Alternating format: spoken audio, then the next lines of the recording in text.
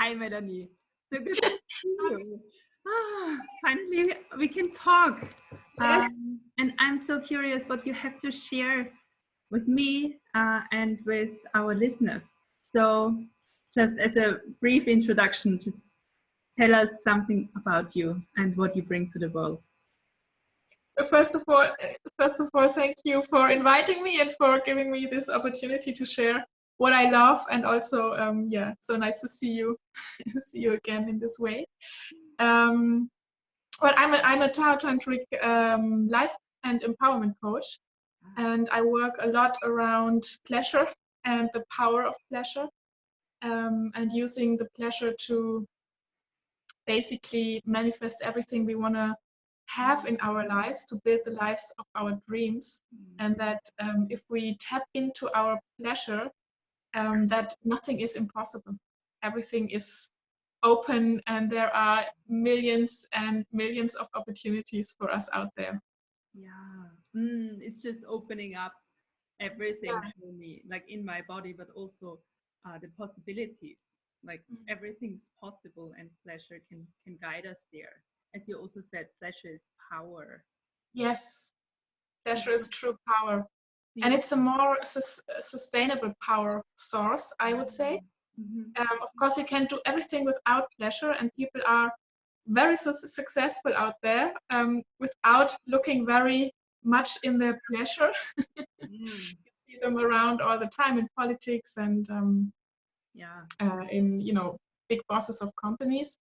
But I think if you add pleasure to the equation, the success can be even more, and it can be more fulfilling as well. Because if we don't have pleasure while we are doing something, while we are working hard, basically, the success can feel very shallow. Like you reached certain goals, and then you think, what's next? And it's not being on, not enjoying, not being on the path, not enjoying the path, but always looking what's next. And that is usually not pleasurable. It's good to have those goals, it's good to have those desires, and it's good to really put energy into getting them. But if you forget the present moment, which is the only moment where we can be alive, where we can experience all those good things, it's not fun to get there. So pleasure is a true source of power, and even exceeding what you wanted to achieve. It sounds so juicy and so good, and so well. Of course, I want to have pleasure in my life because I want to feel good in my body. I want to be happy. I want to just enjoy life and be present and just live life to the fullest. Yet, so many of us, and me included, and I know for you the same, it's not a natural thing to do that. First of all, hearing about it, and then like, oh yeah, but really, do I need this? How do I need this? So why is it so difficult for us to take pleasure and to use pleasure in our lives? Yeah. Well, I find it is strongly connected to shame for a lot of us. And even though we don't experience that consciously, there are unconscious patterns and mindsets that are connecting pleasure to shame. And this is basically caused by all the negative messages we are exposed in our day-to-day life. It starts with being in a certain family setting and having the models of our parents. And I don't want to offend anyone. I can totally say this from my own parents and from my own settings without even, wanting to blame anyone. It's just how it is in our society, in our culture. How they talk about sexual pleasure, but also pleasure in general. I grew up in South Germany, very conservative and very Catholic influence. So maybe not all of you listeners have the same conditions, but like the Catholic religion, the Christianity, is a big part of Western society. And even if you are not a believer or like a religious person, it still influences how culture is messaging, how culture is building the norms around how to be. So when you hear, not even connected to sensuality, sexuality, pleasure, but when you hear things like life is hard, no pain, no gain, everyone has their cross to bear. You have to be a nice girl, nice girls don't scream, nice girls don't get angry, and boys don't cry, and basically also that these messages around that you have to do something in order to receive something. This is also a strong thing that is keeping us from surrendering to pleasure, because pleasure can come out of doing, but the experience itself is also an surrendering to the experience, and this means you have to let go in a certain way in order to fully feel what's going on. And with this experience of pleasure, being connected to so much shame on different levels, it usually keeps us in our head and not in our bodies. So this is also something that disconnects us from the experience of receiving pleasure. Yeah. So why is it so difficult for us to receive pleasure, to surrender? Like, what can help us to go there and to say, I don't have to work hard, but just to kind of let go and surrender? And to feel good enough as you are in the present moment, I'd say the most important ingredient, maybe there are two, but the most important first ingredient is safety. You have to feel safe, and of course there are factors you can put in place into in your environment, being at a externally safe place with people you feel safe around, but even more important is the safety you feel inside. So it's not only a state you have to create on the outside, it is very important to feel the safety on the inside. Because your body, your system has to trust you, ultimately has to trust you, that you can keep yourself safe. So it has to trust that you know what you need, and that you know what you want, and more importantly, that you know what you don't want, that you know your boundaries, and that you are able to express your boundaries, and that you state your boundaries, that you will stand up for your boundaries, no matter how much you love the person across from you, no matter how much you want to be loved by a group, no matter how much you are afraid of not belonging. You have to trust yourself to not give a fuck about all of this, but to trust that you stand up for your boundaries. And this is creating safety from the inside, that makes it, that only that makes it available for you to experience pleasure and bliss on high levels. So really this deep pleasure where you're inside, you're surrendering, and you just let go, and kind of, when I understand you correctly, don't want to control, or you don't need to control what's happening, because you feel safe, and you don't need to control the pleasure, and just like let it expand and play with it. And you don't control the pleasure, but you have the deep wisdom that you are in control of the situation. So of course, don't put yourself in unsafe situations, but even in the safest environment, if you don't feel safe inside yourself, you will never feel safe in this environment either, even if the context is right. So knowing you will stand up for yourself is also the wisdom that you are controlling the situation, even though you are totally surrendering and giving yourself into the pleasure. You know that you will switch into a defense if necessary. So I hear what's important is trust, and first and foremost, trusting yourself, that you will be like the guardian of your family. And it starts within as well. That's the thing. And then also worthiness. worthiness is another big component, like really feeling it deep in your bones, in your system, that you are worthy of receiving pleasure, that you don't have to do anything, you don't have to achieve anything, you don't have to be in a certain way in order to be worthy to receive pleasure. That is also super important. So I think the safety has to be in place, but then this comes um, on top in a way that makes you able to expand your capacity of experiencing pleasure. Yeah, and it comes back to the same thing that you don't have to do anything. You can just, you don't have to earn your right Yeah. to receive pleasure. You just, like, you are worthy of pleasure the way you Yes. are. Yes. Yeah. Yeah. That's also opening up so much freedom. It's like, I don't have to go anywhere.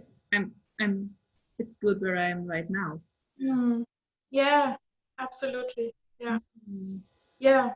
You said freedom, and this is also so important, because the what happens if you are feeling unsafe and unworthy is you are contracting and you are limiting. So you are contracting and tensing up your whole system, your mind, your emotions, your body, and and it is necessary to be free to relax and expand in order to let this pleasure in that is available for you always at any time, and you can also be the source of pleasure yourself. So, but you have to surrender into this expansion. Yeah. So can I ask you how you did that? What your path was? Yeah, sure. So, as this is in a lot of cases that you are a good teacher if you had, if you went through through this same path, and if you were really on the other side and came out came out of it, that's when you are really good in feeling, other people's suffering and state, and also helping them in a beautiful way. Yeah, as I said, I grew up in a very conservative family and surrounding little village, very religious, and a lot of suffering in the family itself. Like the family history also is a history of suffering and, in a way, unhappiness, and not allowing to be happy. And I was pushing a lot. I was pushing a lot to go forward, to be independent in a way, to not need anything or anyone, and to not need anything at all. Like I really unlearned in a very early age to need, basically, like to really lower down my needs. I didn't feel my needs, and I definitely didn't feel any desire. And this went, of course, this is not like happening from, yesterday to tomorrow. It was a longer path. And from the outside, I had a very successful life. I went to high school, I went to university, I finished my diploma, I started a PhD, um, and then it got really bad because I was, overworking all the time, and there was no pleasure whatsoever in my life, and I didn't even notice it. I didn't even notice it. And then I fell into really existential depression, which also was coming along the way. But in these phases, I didn't feel anything. Like I didn't feel myself. I didn't feel any, not even pain, I would say. I just felt nothing. I think that's also the core of depression, feeling nothing. It's not about sadness. That's a very common misunderstanding about being about being clinically depressed, but about feeling nothing. And I was totally disconnected from my body, from my needs, from my desires, from any also then any sense in life. And I think that is also a key point, that pleasure connects you to life. Mm. It's the pleasure that brings this hunger for life, you know, to go forward and to experience more, and to, even though yes, life can still be a struggle, but if you learn your system that there even can be pleasure in pain, or that there can be pleasure in struggling, there is nothing to fear anymore, because you know that you always can resource in the pleasure. So my path in the last decade was basically to reconnect to my body and my needs and my pleasure and my desire and my and then my sensuality and my sexuality. Yeah, and I'm super happy thinking about where I'm coming from Yes. to be here now, you know, teaching this. And yeah, and I just want to tell everyone, like, there's no hopeless situation, and there's nothing wrong with you. Definitely nothing organically wrong with you. If you can't feel the pleasure right now, if you can't feel if you can't have orgasms, it has never something to do with well, don't never say never. There might be like 1% possibility that it can be organically, but like 99%, there's nothing wrong with you. It's just a matter of reconnecting to your natural state, because that's what it is. You know, in our natural state, we are pleasure. And as babies, this is all we know, pleasure. Yeah. And then it starts by, you know, you can touch yourself, don't do that, dress up and sit straight, and then we unlearn that this is our natural state. But as it is our natural state, we can always go back there. It's just a way of unlearning the Yes. patterns we learned and rewiring our brains. And yeah. That's beautiful. And for sure, me, if I was listening, it was like, yes, I know what Melanie is talking about. It's like I don't feel very much, and I want to get to a state of pleasure and aliveness. Um, do you have a practice that you can share with us right now, that we don't have to like look up other resources, but can start right now, like while listening to this video, to this podcast? Um, Yeah. please, Yeah, I'd yeah, love to share it. How much time do we have? Should I have the like 7 minutes, time? 5 minutes? seven. 7 minutes. Okay, beautiful. So I invite you out there who are listening. Thanks for listening first. It's a pleasure to know that you are listening and that you are there. So you can find a comfortable seat or even lie down. We want to do this as pleasurable as possible. And then you and, and then you can close your eyes softly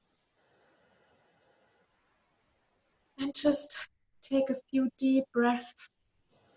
And if you feel like it, sighing on the exhale, giving a sound on the exhale to your breath.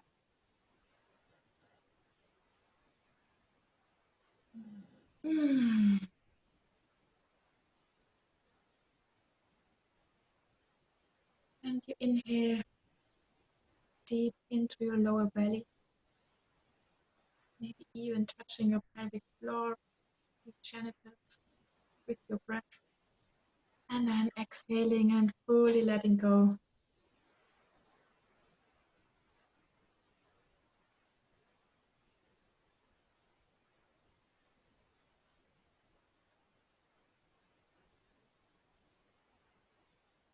Take note of any tension you can feel in your body right now, and maybe give yourself the chance to move a little bit, to go into a little stretching, a little movement, maybe also moving your jaw. There's usually always so much tension there.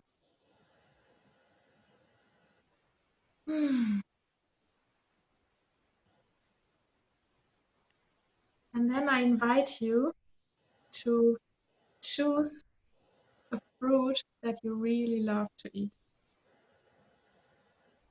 Decide on one fruit. And if you don't like fruits at all, then think about something else you love to eat. maybe a piece of chocolate.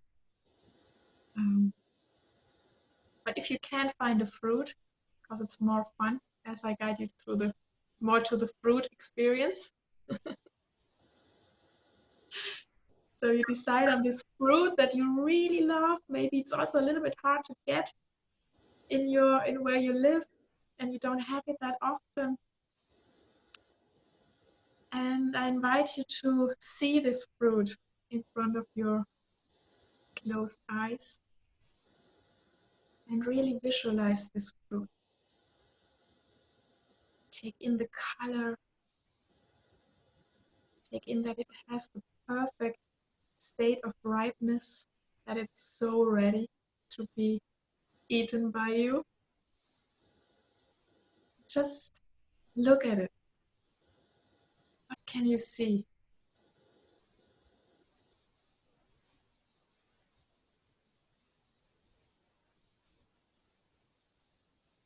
And while I keep on looking at it, I want you to try to smell it now. How does the fruit smell? It is perfectly ripe.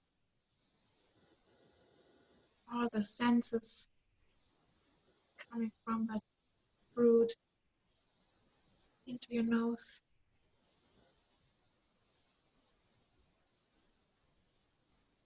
And I invite you to assume how it will taste when in a moment you will take your first bite. But before that, just imagine how it will taste.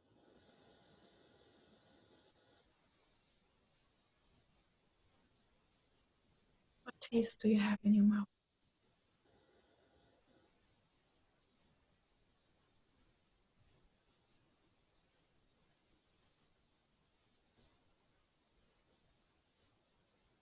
Now I invite you to imagine to take this first bite. You bring this fruit closer to your mouth, you smell it even more, you see it even more, the vibrancy, the aliveness that is in this fruit. And now you're taking your first bite. What do you taste?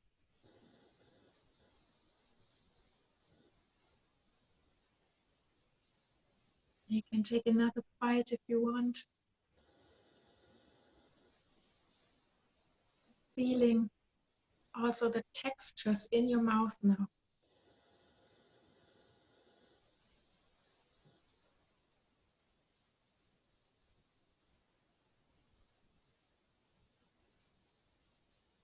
And then you can let go of this experience, feeling the afterglow, how easy it is to awaken your senses. And this is the door into the state of pleasure, are your senses basically. One of our organs to experience pleasure is also our brain. As you also could see now, because there is not even the necessity of a real fruit to experience this pleasure. And it's the small things really that gets us started to open up for pleasure. Because every experience is like a piece of mental and emotional and physical health. And the more we open up to see that, to be aware of that, the more we start this spiral of getting more and more aware and opening more and more, and with more pleasure comes more pleasure. That's just the cosmic law, like the same attracts same. Where is energy, there comes more energy. Where there is pleasure, there always comes more pleasure. So there's nothing to fear around that. It will, it's only a path forward. And yeah, and this is one possible door to experience more pleasure, to really be present with what you are doing, even just, having a sip of tea or a coffee or a fruit or a piece of chocolate. Yeah. Yes, yes. Thank you so much, Melanie, for this wonderful short guided five senses meditation into our pleasure, and it's something I can do every day. It's my choice. I can do every minute. Like when I touch something, I can choose to Yes. feel the pleasure. So it's not nothing I have to wait for. And No, yeah. Oh, thank you for saying that, because that is so important what you're saying. And I did mention it. It is a choice. It is a choice. It's your personal choice if you want to experience pleasure right here, right now, no matter the circumstances, or not.